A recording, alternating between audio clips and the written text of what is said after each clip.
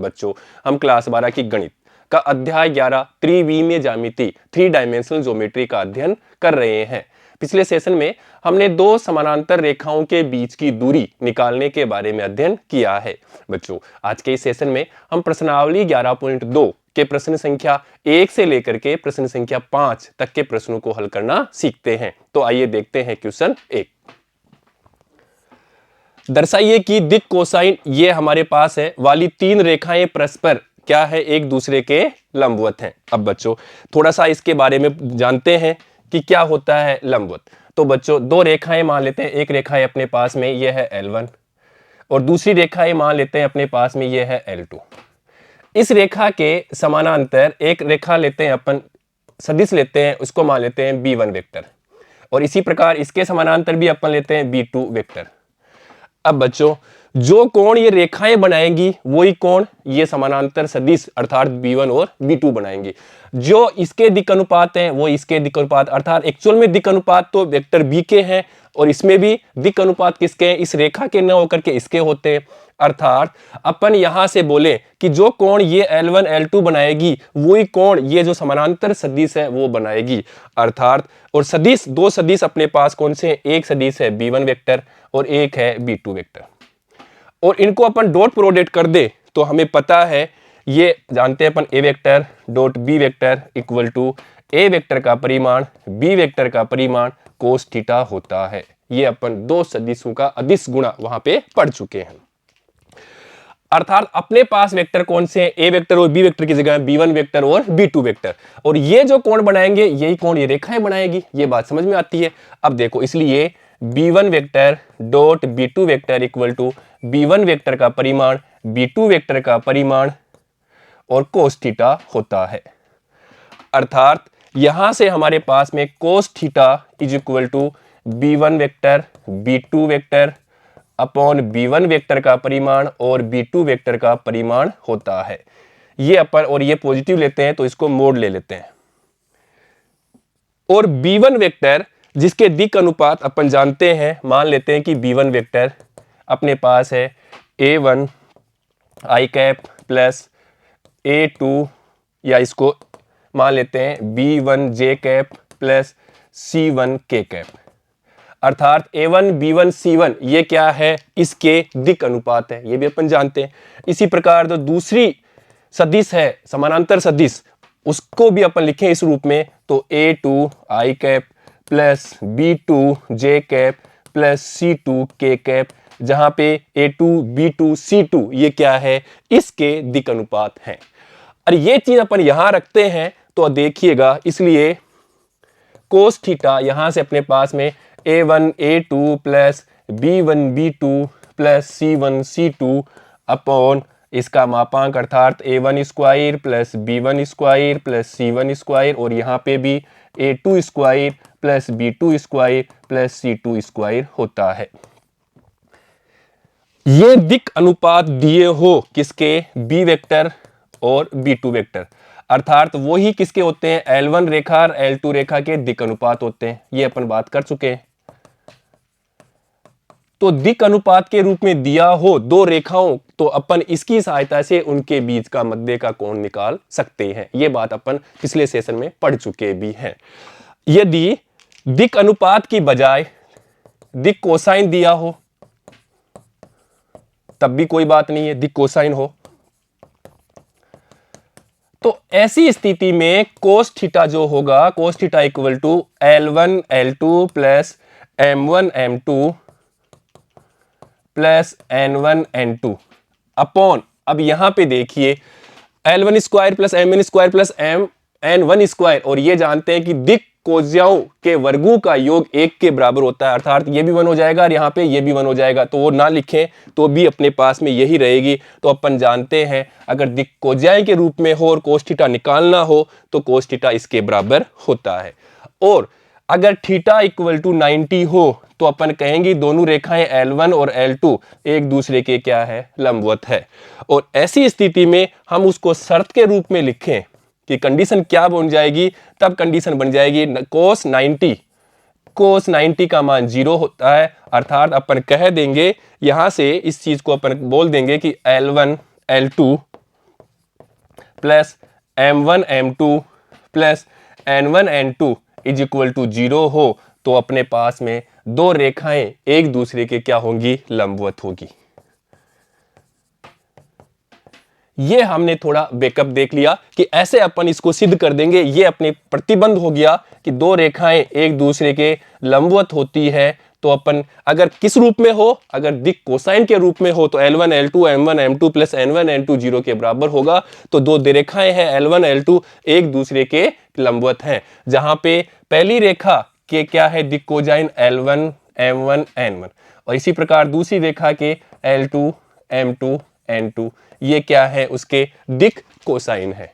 अगर ये दिक अनुपात के रूप में होती तो अपन यहां से कर लेते, और दिक अनुपात के रूप में दिया होता तो cos 90 0, cos 90 0 होने पे ये 0 से मल्टीप्लाई 0 होता, अर्थात a1 a2 plus b1 b2 plus c1 c2 is equal to 0। तब दो रेखाएं एक दूसरे के लंबवत होती है। अब अपने क्वेश्चन को सोल्व करते हैं, देखिएगा। अब अपने क्वेश्चन में दिया हुआ है कि दर्शाइए कि दिक कोसाइन, अर्थात ये हमें दिक कोसाइन दी है, तीन रेखाएं हैं, वो क्या है जिसके दिक कोसाइन हमें दिए हुए हैं। ये सिद्ध करना है कि ये रेखाएं एक दूसरे के लंबवत है, अर्थात जो अभी पढ़ा है उसके हिसाब से, उस प्रतिबंध, उस कंडीशन के हिसाब से अपन इसको सिद्ध कर देते हैं। अर्थात L1 L2 plus M1 M2 plus N1 N2 दो रेखाएं ऐसे 0 के बराबर आ जाएगी, तो ये दो रेखाएं लंब। इसी प्रकार पहली दूसरी, दूसरी तीसरी और तीसरी पहली, ऐसे करके अपन सिद्ध करेंगे। तो पहली रेखा ये है जिसके दिक कोसाइन, दूसरी रेखा के दिक कोसाइन ये दूसरी रेखा, ये पहली रेखा के, और इसी प्रकार ये तीसरी रेखा के। तो बच्चों देखिए, तो यहां से मान लेते हैं पहली रेखा के दिक कोसाइन दिया हुआ है, पहली रेखा के दिक कोसाइन,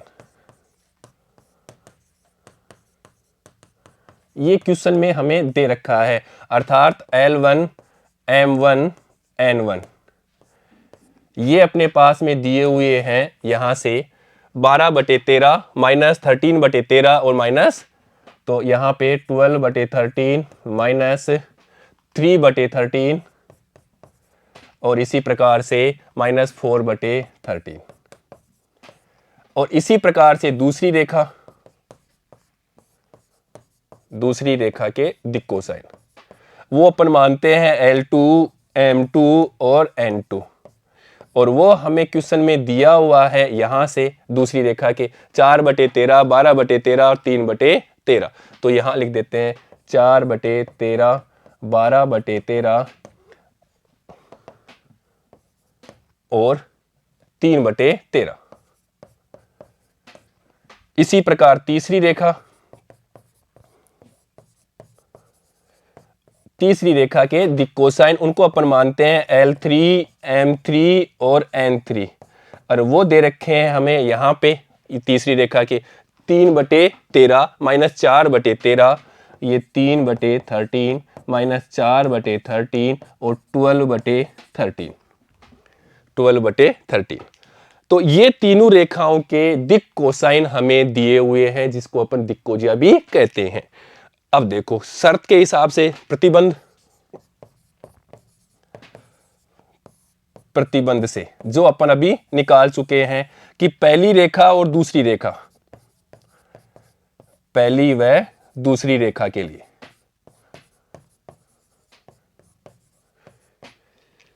अर्थात प्रतिबंध क्या है, L1 L2 plus M1 M2 plus N1 N2 is equal to 0 हो। ये प्रतिबंध अगर संतुष्ट कर जाता है तो अपन कहेंगे कि ये रेखा, पहली रेखा और दूसरी रेखा क्या है, लंबवत है। अर्थात उसके लिए हमें दिया हुआ है मान यहां पे L1 L2 M1 M2 N1 N2, ये मान यहां पे दिया हुआ है। तो देखिए इसको अपन सोल्व कर लेते हैं यहां से। तो L1 L2 अर्थात यहां लिखेंगे L1 L2 plus M1 M2 plus N1 N2, इसको सोल्व करते हैं।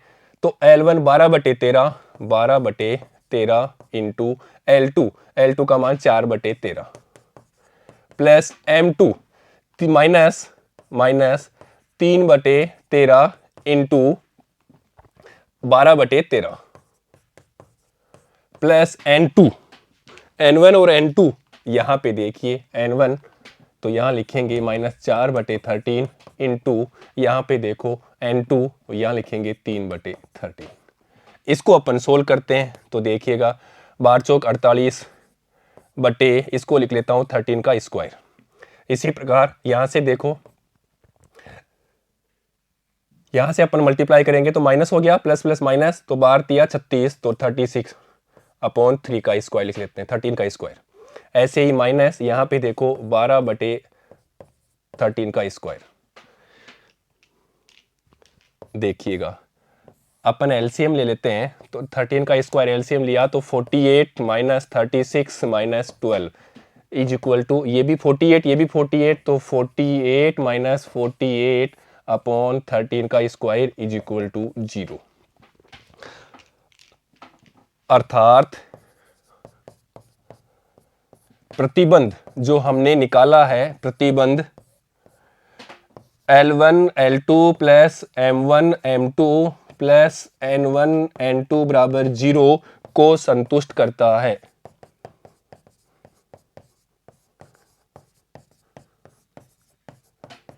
इसलिए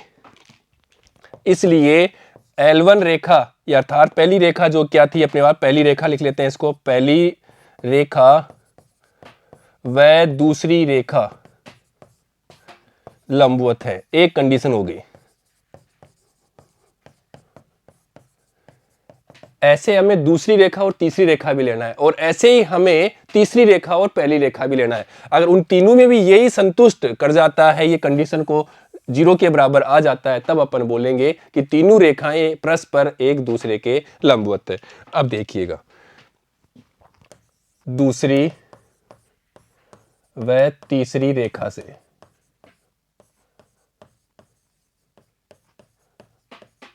अर्थात L2 L3 plus M2 M3 plus N2 N3 ये 0 के बराबर आ जाता है, तो अपन क्या कहेंगे कि ये रेखाएं भी एक दूसरे के लंबवत है।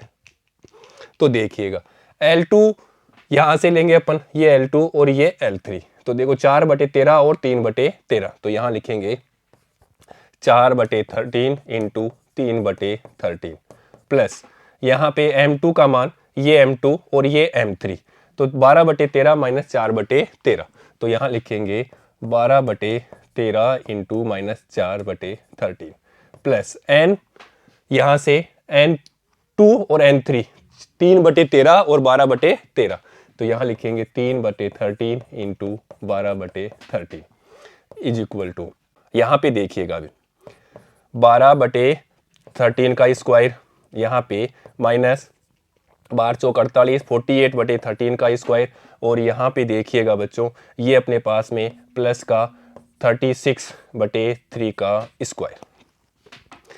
यहाँ पे भी अपन एलसीएम लेते हैं तो ये 13 का स्क्वायर होगा, तो 12 - 48 प्लस 36 इज इक्वल टू 48 - 48/13 का स्क्वायर, और ये भी 0 के बराबर आ गया, अर्थात प्रतिबंध को संतुष्ट करता है।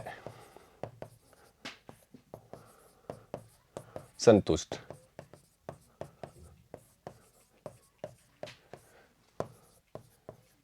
अर्थात दूसरी रेखा और पहली तीसरी रेखा, दूसरी रेखा और तीसरी रेखा की L2 और L3 ये दोनों रेखाएं भी क्या है, परस्पर लंबवत हैं।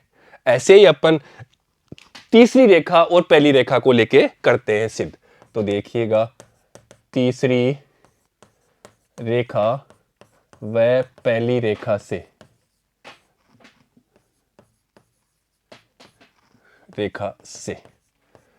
तो कंडीशन है अपने पास में प्रतिबंध है तीसरी रेखा पे, अर्थात L3 L1 plus M3 M1 plus N3 N1 equal to 0 है। तब अपन बोल देंगे कि ये भी एक दूसरे के लंबवत हैं, और उसके लिए अपन को L3 L1 अर्थात जो पहली रेखा और तीसरी रेखा के दिक्कोज्याएं उनके मान यहाँ पे रखेंगे, गुणा करेंगे, 0 के बराबर आता है तो ये चीज संतुष्ट कर देता है। तो देखिए L3 का मान यहाँ से लेते हैं, L3 ये अपने पास में 3/13 और 12/13, तो यहाँ लिख देते हैं 3/13 इंटू 12/13 प्लस, अब देखो M3 और अपन को ये रहा, ये अपने पास में M3 और ये अपने पास में M1, तो -4/13 और -3/13, तो यहां लिखते हैं -4/13 इंटू -3/13 प्लस, इसी प्रकार से हमें मान निकालना है N3 और N1 का और फिर मल्टीप्लाई करना है, तो ये रहा N3 12/13 और -4/13, तो यहां लिख देते हैं 12/13 इंटू -4/13 इज इक्वल टू, अब देखिए 12×36 अपॉन 13 का स्क्वायर, यहाँ पे देखिए ये माइनस माइनस प्लस का हो जाएगा, तो 4×12/13 का स्क्वायर, और यहाँ पे देखो -48/13 का स्क्वायर, या अपन एलसीएम ले लेते हैं यहाँ पे, तो 13 का स्क्वायर एलसीएम लिया तो 36 + 12 - 48, तो यहाँ पे भी 48 - 48 अपॉन 13 का स्क्वायर इज इक्वल टू 0, अर्थात पहली और तीसरी रेखा और पहली रेखा भी, तीसरी व पहली रेखा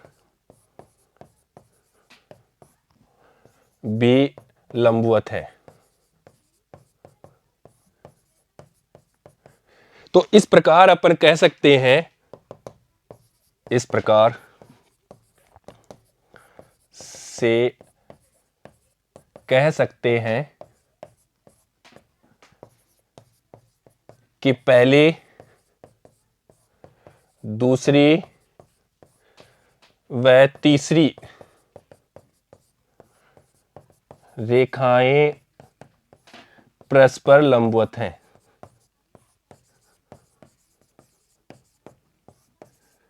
और यही हमें क्वेश्चन में पूछा था, उसको हमने सिद्ध कर दिया,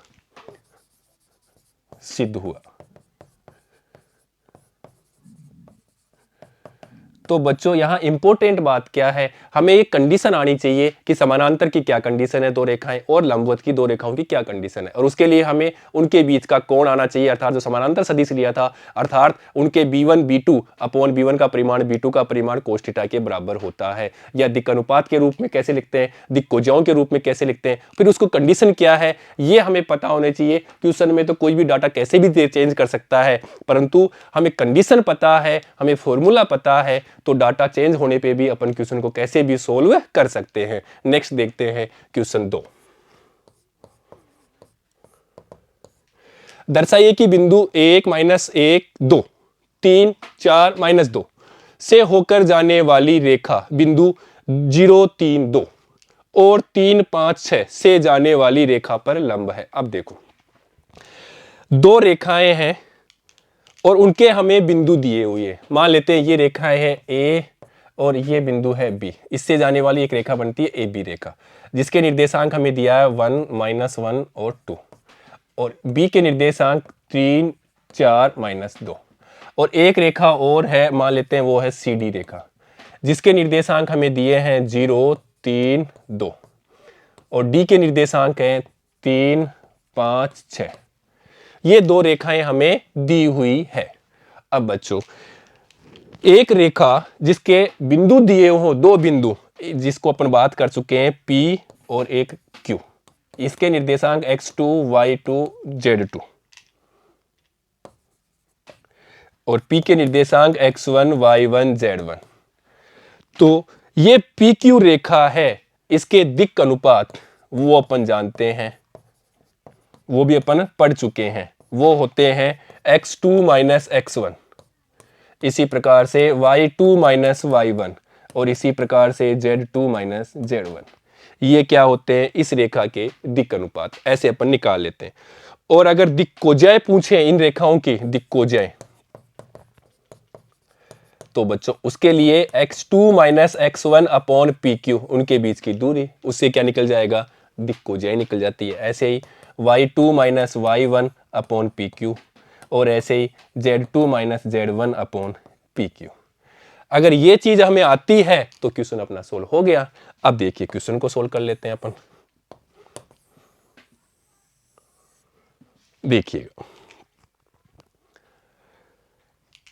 और वो कंडीशन लंब होने की कंडीशन, ये रेखाएं कौन सी रेखा, ए बी रेखा, या इसको बोले ए बी वेक्टर रेखा या वेक्टर, क्योंकि इसके समानांतर वेक्टर लेंगे अपन बी वेक्टर, b1 वेक्टर, इसके समानांतर भी अपन b2 वेक्टर। तो इसके दिक् अनुपात, इसके दिक् अनुपात, इसके दिक् अनुपात, इसके दिक् अनुपात सेम होते हैं। तो ए बी सदिश और दूसरा कौन सा है, सी डी सदिश, ये दोनों अगर लंबवत होंगे तो इसकी कंडीशन अपन जानते हैं क्या होती है, a1 a2 plus b1 b2 plus c1 c2 equal to 0 हो। और इसके बारे में अभी जस्ट क्वेश्चन पहले में अपन बात कर चुके हैं। तो ये कंडीशन यहाँ पे क्या है, पहली रेखा के दिक् अनुपात a1 b1 c1, और इसी प्रकार a2 b2 c2 दूसरी रेखा के दिक् अनुपात। एक्चुअल में दिक् अनुपात किसके हैं, इसके दिक् अनुपात है। तो देखिएगा अपन अब अपने क्वेश्चन को हल कर लेते हैं। तो देखिए ए बी रेखा के दिक् अनुपात,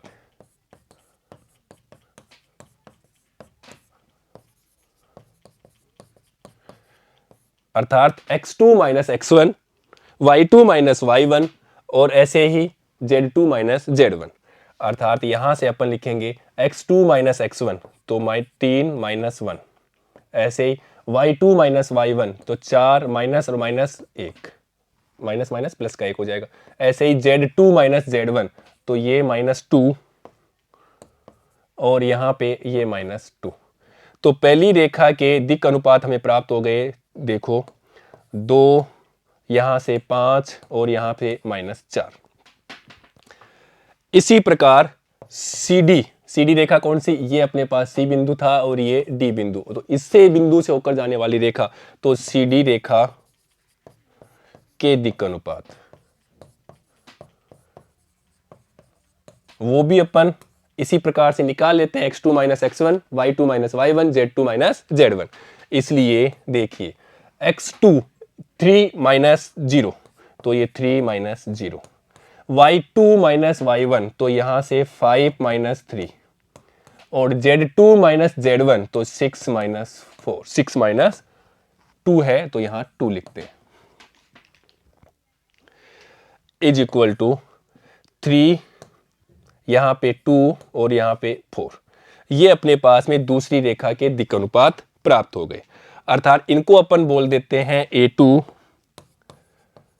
b2 c2, ये दूसरी रेखा के दिक् अनुपात, और ये है पहली रेखा के दिक् अनुपात, अर्थात इनको अपन बोलते हैं a1 b1 c1। और जो शर्त है वो शर्त भी अपन जानते हैं, तो देखिएगा प्रतिबंध हम जानते हैं, अगर इस प्रतिबंध को फॉलो कर जाएगा, अर्थात a1 a2 plus b1 b2 plus c1 c2 is equal to 0 हो, तो अपन कहेंगे कि क्या है, वो लंबवत है, दो रेखाएं एक दूसरे के लंबवत है। अब देखिएगा, इसलिए a1 a2 plus b1 b2 plus c1 c2 को अपन रखते हैं लेफ्ट साइड को, अगर ये राइट साइड के बराबर आ जाए तो अपन ये बात बोल देंगे। इसलिए a1 यहाँ पे और a2 यहाँ पे, तो 2 इंटू 3 तो यहाँ लिखेंगे 2 इंटू 3 प्लस b1 b2 तो 5 2 तो यहाँ लिखेंगे 5 इंटू 2 प्लस c1 और c2 तो यहाँ लिखेंगे -4 इंटू 4।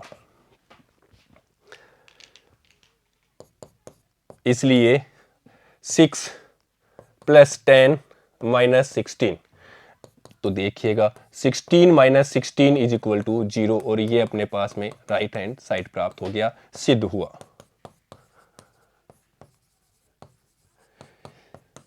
कि दो रेखाएं परस्पर लंबवत हैं। ये बात सिद्ध हो गई, और यही क्वेश्चन में हमें दिया हुआ है कि इनको सिद्ध करना है कि दोनों रेखाएं परस्पर लंबवत हैं, ये हमने सिद्ध कर दिया। तो ऐसे अपन क्वेश्चन को सोल्व कर लेते हैं। ठीक है बच्चों, नेक्स्ट देखते हैं क्वेश्चन 3। दर्शाइए कि बिंदु ये से होकर जाने वाली रेखा, बिंदु ये से होकर जाने वाली रेखा समानांतर। अब की बार कंडीशन क्या है, लंबवत ना होकर के समानांतर की है।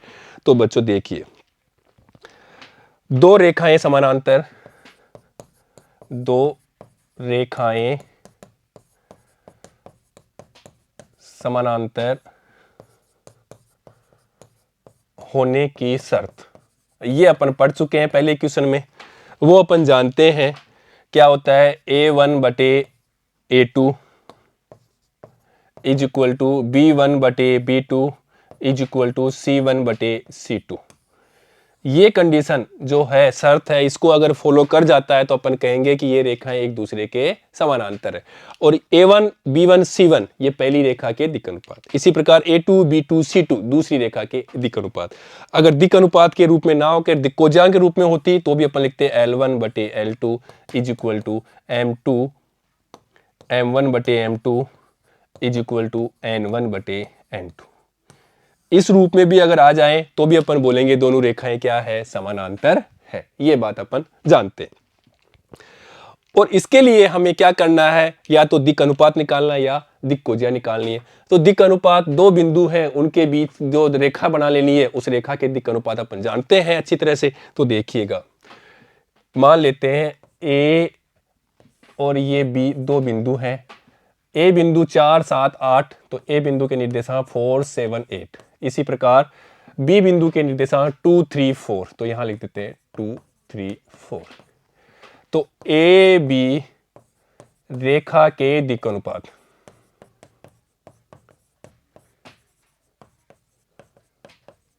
x2 माइनस x1 अर्थात 2 माइनस 4, y2 माइनस y1 अर्थात 3 माइनस 7, Z2 माइनस Z1 अर्थात 4 माइनस 8। तो इसको अपन लिख सकते हैं -2, -4 और -4, या अपन इसको लिख सकते हैं 1 2 2। एक ही बात है, लिख सकते हैं। ऐसे ही सी डी दो बिंदु और दे रखे हैं, एक है सी और एक है डी, और इनको मिलाते हैं तो एक रेखा बनती है। तो सी बिंदु के निर्देशांक -1 -2 1, तो यहां लिख देते हैं -1 -2 1। और डी के निर्देशांक हमें दिए हैं 1 2 5, तो यहां लिख देते हैं 1 2 5, अर्थात सी डी रेखा के दिक् अनुपात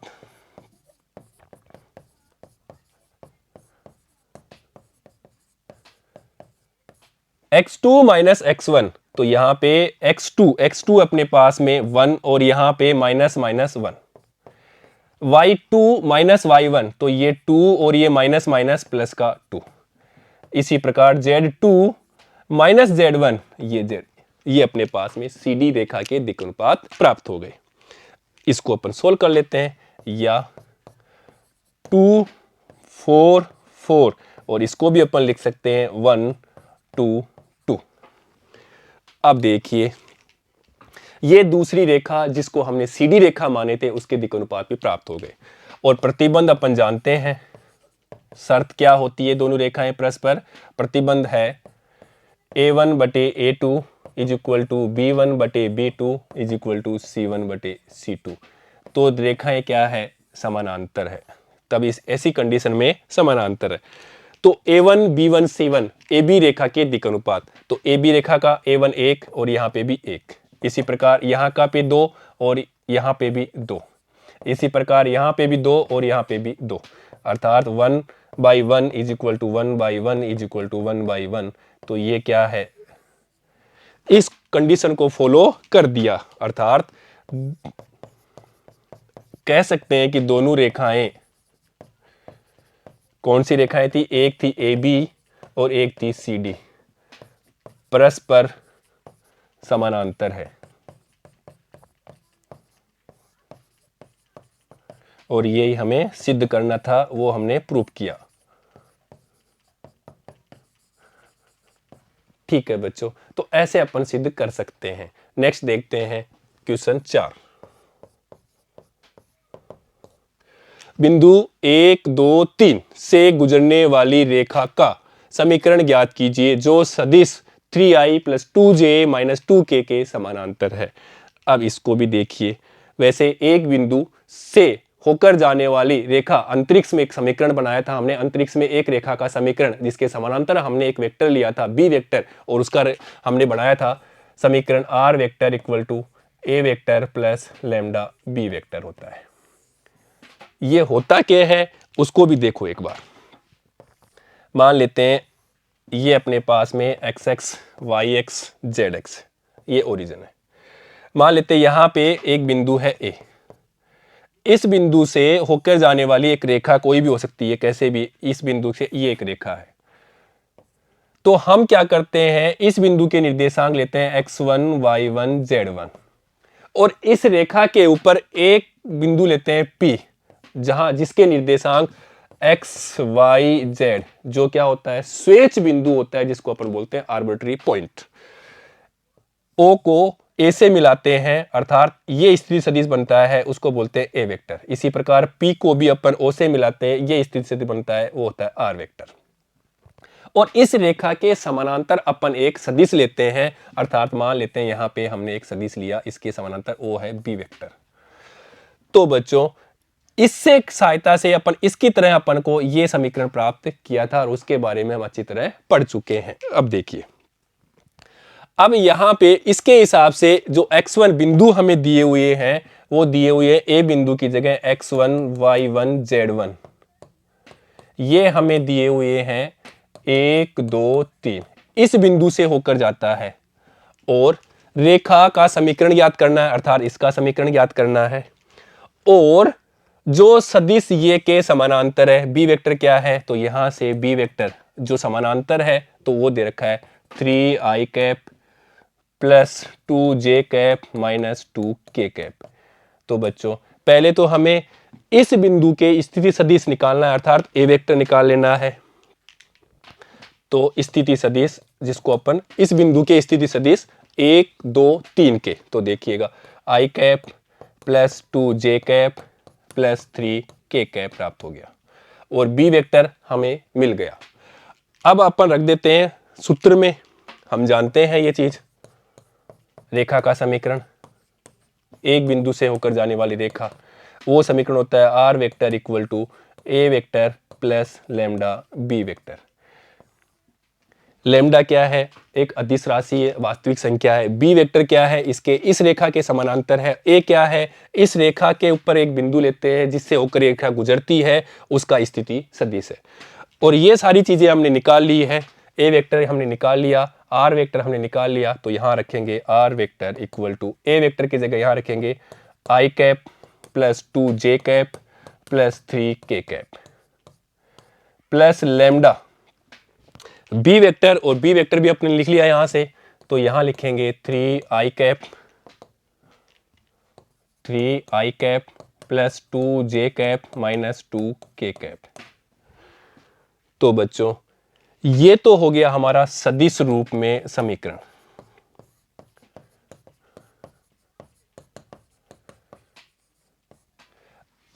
और हमें क्वेश्चन में दिया हुआ है कि रेखा का जो समीकरण निकालना है वो सदिश रूप में ही रेखा का समीकरण निकालना है, वो निकाल लिया।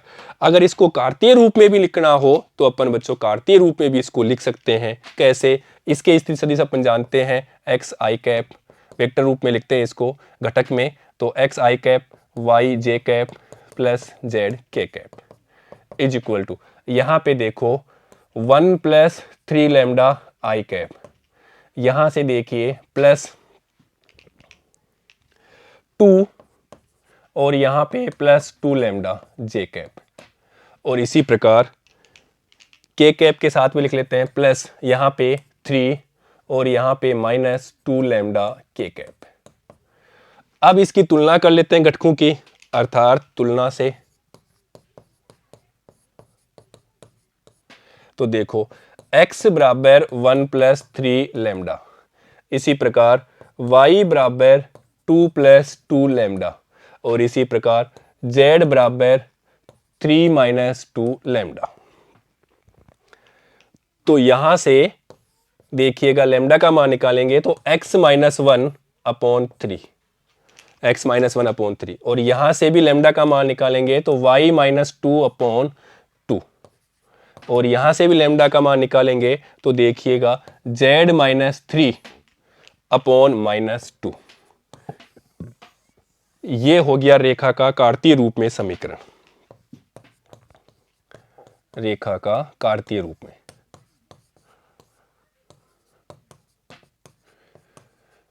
अब देखो यहाँ पे ये 3, ये 2 और ये -2, ये क्या है, इस रेखा के दिक् अनुपात।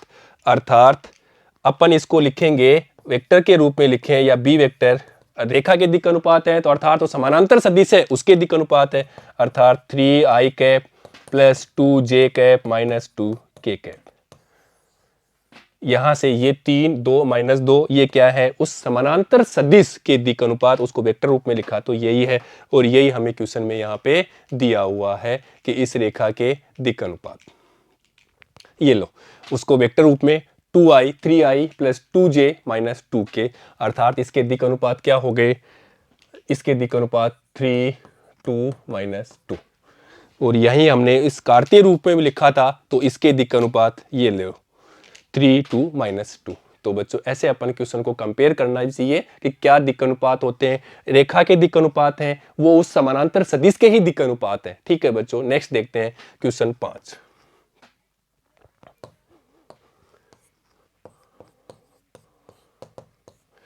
बिंदु जिसका स्थिति सदिश ये से गुजरने व सदिश ये की दिशा में जाने वाली रेखा का सदिश और कार्तीय रूप में समीकरण निकालना है। यहां पे दोनों रूप में निकालना है। अब यहां समझने वाली बात क्या है वो देखिए, ये एक्स एक्स, ये वाई एक्स, ये जेड एक्स, ये ओरिजिन। अब बोल रहा है कि बिंदु, ये बिंदु कौन सा है, जिस बिंदु जिसकी स्थिति सदिश, तो अपन जानते हैं ए बिंदु लेते हैं और ये यहाँ पे उससे रेखा खींचते हैं ए बिंदु, और जिसका स्थिति सदिश ये होता है ए वेक्टर, और ए वेक्टर हमें यहाँ पे दिया हुआ है 2i cap minus j cap plus 4k cap. अगर इसके बिंदु के लिखें यहाँ पे तो 2 -1 4, ए बिंदु का आंसर यहाँ पे स्थिति सदिश के रूप में दिया हुआ था तो ए वेक्टर था। अगर बिंदु दिया, इससे पहले वाले क्वेश्चन में यहाँ पे बिंदु दिया था, हमने स्थिति सदिश निकाल लिया था। यहाँ पे स्थिति सदिश दिया हुआ है तो हम बिंदु भी निकालने की जरूरत कर लेते हैं, वैसे जरूरत नहीं है, स्थिति सदिश से ही अपन निकाल लेंगे। से गुजरने वाले तथा सदिश ये की दिशा में, अर्थात ये रेखा जा रही है वो किसकी दिशा में है, एक वेक्टर है यहाँ पे बी वेक्टर, उसकी दिशा में, अर्थात इस रेखा के इसके समानांतर हो गया, ये है बी वेक्टर, और इसकी दिशा में उसके लिए ये दे रखा है समानांतर सदिश जो क्या है बी वेक्टर। तो यहां लिखेंगे I cap plus 2j cap minus k cap. तो बी वेक्टर मिल गया, ए वेक्टर मिल गया, तो बच्चों हम निकाल सकते हैं रेखा का समीकरण। रेखा का समीकरण, इस रेखा पे अपन लेते हैं बिंदु P जिसके निर्देशांक x y z लेते हैं, इसको भी यहां से मिलाते हैं, इसका सदिश r वेक्टर, और ये बिंदु ही इस रेखा को निर्माण करता है, अर्थात r vector equal to a vector plus lambda b vector. ये अपन जानते हैं रेखा का समीकरण, यहां से ये अपन प्रूव कर चुके हैं। तो देखिएगा, इसलिए r vector equal to a vector यहां पे है 2i cap minus j cap plus 4k cap plus ये लैम्डा, और b वेक्टर इसके समानांतर, इस रेखा के समानांतर, और वो हमने निकाल लिया i cap plus 2j cap minus k cap है, b वेक्टर हमने निकाल लिया था। इसको अपन सोल्व करते हैं तो देखिएगा, वैसे ये कौन सा रूप है, सदिश रूप में समीकरण भी हो गया, ये सदिश रूप में ही हो गया।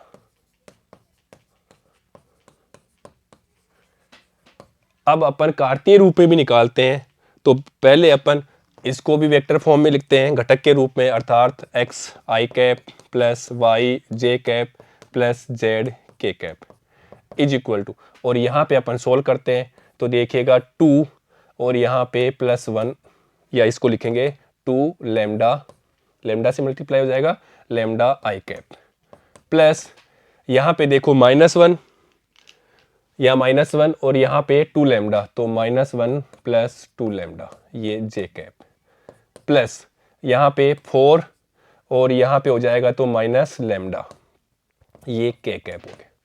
और अब इसकी तुलना कर लेते हैं दोनों साइड में घटकों की, तो देखिएगा तुलना करने से x बराबर x is equal to 2 plus lambda, x is equal to 2 plus lambda, तो या इसको लिखेंगे अपन x minus 2 x minus 2 upon 1, lambda के साथ गुणांक क्या है 1 है, तो ये प्राप्त हो गया लेमडा। इसी प्रकार y के घटक की तुलना कर लेते हैं, अर्थात j के घटक की। तो देखिए y इक्वल टू यहां से -1 प्लस 2 लेमडा। तो देखो यहां से हमारे पास lambda equal to y plus 1 upon 2। और बच्चों के घटक की तुलना करते हैं। तो देखो z equal to 4 minus lambda, तो यहां लिखेंगे 4 माइनस लेमडा। तो लेमडा इक्वल टू यहां से lambda equal to z minus 4 upon -1। तो ये भी लेमडा के बराबर, ये भी लेमडा के बराबर, इसलिए यहां से अपन लिखेंगे x minus 2 upon 1 is equal to y plus 1 upon 2 is equal to z minus 4 upon -1। ये उस रेखा का कार्तीय रूप में समीकरण आ गया, ये कार्तीय रूप में, जिसके दिक् अनुपात क्या है 1 2 -1, दिक् अनुपात 1 2 -1, अर्थात ये उसके समानांतर सदिश उसके दिक् अनुपात है। तो बी वेक्टर यहां से प्राप्त हो जाएगा i cap plus 2j cap minus k cap. ये उसके दिक् अनुपात है, समानांतर सदिश होते हैं समानांतर सदिश के पर वही इसके भी होते हैं, उस रेखा के भी होते हैं। तो i cap plus 2j cap minus k cap, i cap plus 2j cap minus k cap उसके समानांतर सदिश है, जो कि बी वेक्टर है। तो बच्चों ऐसे अपन क्वेश्चन को सोल्व कर लेते हैं, पर यहाँ पे हमें कॉन्सेप्ट आना चाहिए कि हमारे पास में दो रेखाएं हैं, वो लंबवत कब होती है, दो रेखाएं परस्पर समानांतर कब होती है, उनके बीच का कोण कब होता है। तो बच्चों उनके बीच का कोण तो अर्थात उस समानांतर रेखा के इस रेखा के समानांतर जो सदिश है उनका कोण ही इन रेखाओं का कोण होता है, अर्थात कोस थीटा और साइन थीटा होता है।